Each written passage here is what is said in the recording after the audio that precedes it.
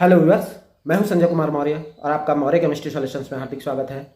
आज मैं आपसे मोललता, विलयनों की सांद्रता को व्यक्त करने की मोललता विधि पर पूछे जाने वाले आंकिक प्रश्नों के संबंध में चर्चा कर रहा हूं। तो आइए जानते हैं कि किस प्रकार के आंकिक प्रश्न परिषदीय परीक्षाओं और प्रतियोगी परीक्षाओं में मोललता पर आपसे पूछे जाते हैं। ये आपके सामने पहला प्रश्न, 4.9 ग्राम सल्फ्यूरिक एसिड को 250 ग्राम जल में घोला गया, विलयन की मोललता क्या होगी। यहाँ पर आपको दिया गया है 4.9 ग्राम सल्फ्यूरिक एसिड जो कि विलेय है, तो WA बराबर होगा 4.9 ग्राम के। इसी प्रकार से 250 ग्राम जल में घोला गया है, इसका मतलब ये विलायक होगा, तो WB बराबर हो गया 250 ग्राम।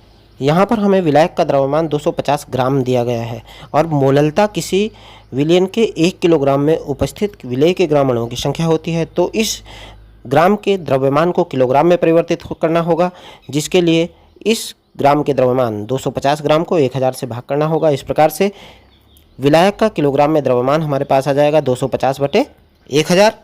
सल्फ्यूरिक एसिड के ग्राम अणुओं की संख्या ज्ञात करने के लिए इसके दिए गए द्रव्यमान में इसके आणविक द्रव्यमान को भाग करके हम इसका ग्राम अणुओं की संख्या जो कि इस विलयन में विलेय होगी ज्ञात कर सकते हैं। इस प्रकार से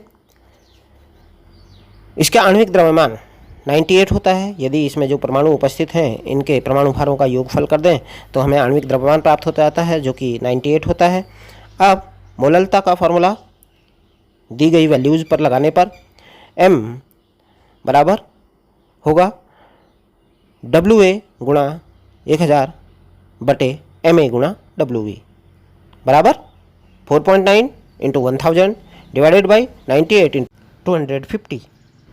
इसको सॉल्व करेंगे और ये सॉल्व करके आता है 0.2, अर्थात वह विलयन जिसमें 250 ग्राम जल में 4.9 ग्राम सल्फ्यूरिक एसिड को घोल करके विलयन बनाया गया है, उसकी मोललता 0.2 मोल प्रति किलोग्राम होगी। नेक्स्ट क्वेश्चन, 2.5 ग्राम एथेनोइक एसिड जिसका फार्मूला होता है CH3COOH को 75 ग्राम बेंजीन में घोलने पर प्राप्त विलयन की मोललता की गणना कीजिए। यहाँ पर आपको दिया गया है एथेनोइक एसिड जो कि विलेय है की मात्रा WA बराबर 2.5 ग्राम, विलायक की मात्रा, विलायक यहाँ पर बेंजीन है और इसकी जो मात्रा आपको दी गई है WB बराबर 75 ग्राम। इस 75 ग्राम को आपने किलोग्राम में परिवर्तित करना होगा, तो किलोग्राम में इसका जो द्रव्यमान होगा 75/1000 होगा।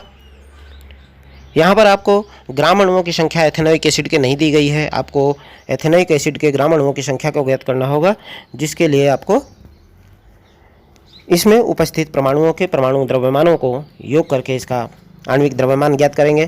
तो हमें एथेनोइक एसिड का आणविक द्रव्यमान प्राप्त होता है 60।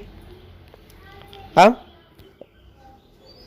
एथेनोइक एसिड के ग्राम अणुओं की संख्या बराबर होगी इसका ग्राम में द्रव्यमान बटे आणविक द्रव्यमान, तो 2.5 डिवाइडेड बाई 60 जो कि इक्वल होगा 0.041 मोल के।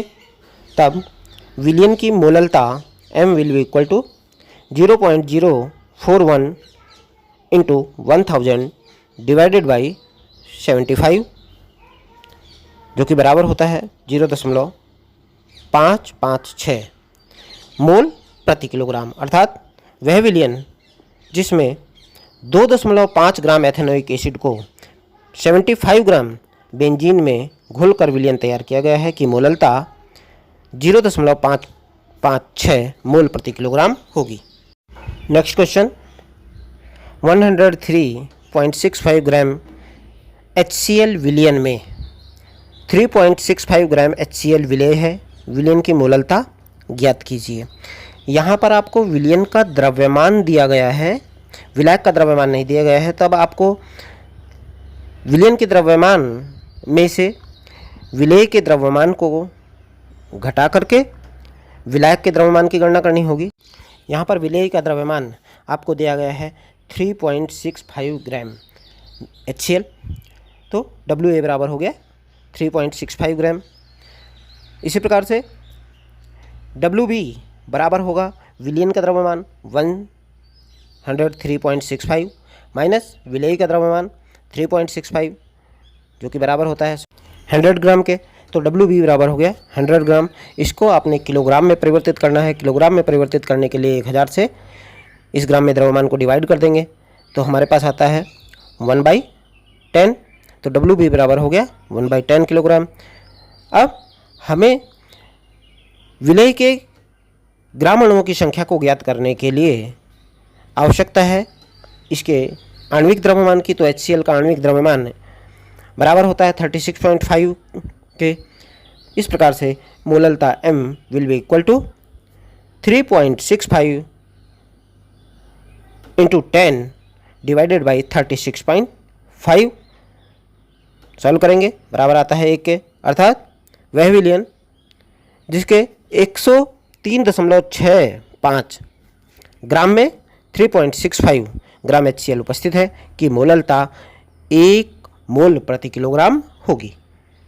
नेक्स्ट क्वेश्चन, किसी विलायक के 100 ग्राम में NaCl के 1/10 मोल विलेय हैं। विलयन की मोललता की गणना कीजिए। यहाँ पर आपको दिया गया है विलायक का द्रव्यमान WB बराबर 100 ग्राम। इसको आप किलोग्राम में परिवर्तित कर लेंगे। तो किलोग्राम में परिवर्तित करने के लिए इसमें 1000 का भाग कर देंगे। इस प्रकार से विलायक WB बराबर हो जाएगा 100/1000 बराबर 1/10। और विलेय के ग्राम अणुओं की संख्या आपको यहाँ पर दी गई है 1/10। तब n बराबर हो गया आपके पास 1/10। अब इसकी मोललता की गणना आपको करनी है। तो मोललता बराबर होता है विलेय के ग्राम अणुओं की संख्या बटे विलायक का किलोग्राम में द्रव्यमान। तो यहाँ पर आपको दोनों चीज़ें ज्ञात हैं। तब मोललता M will be equal to 1 × 10 divided by 10 जो कि बराबर होगी 1 के, अर्थात वह विलयन जिसमें सोडियम क्लोराइड के 1/10 मोल 100 ग्राम विलायक में घुले हुए हों उसकी मोललता 1 मोल प्रति किलोग्राम होगी। यदि अभी तक आपने मेरे YouTube channel Maurya chemistry solutions को सब्सक्राइब ना किया हो तो मेरे आने वाले वीडियो के नोटिफिकेशंस प्राप्त करने के लिए मेरे इस YouTube channel Maurya chemistry solutions को आज ही सब्सक्राइब कर लें।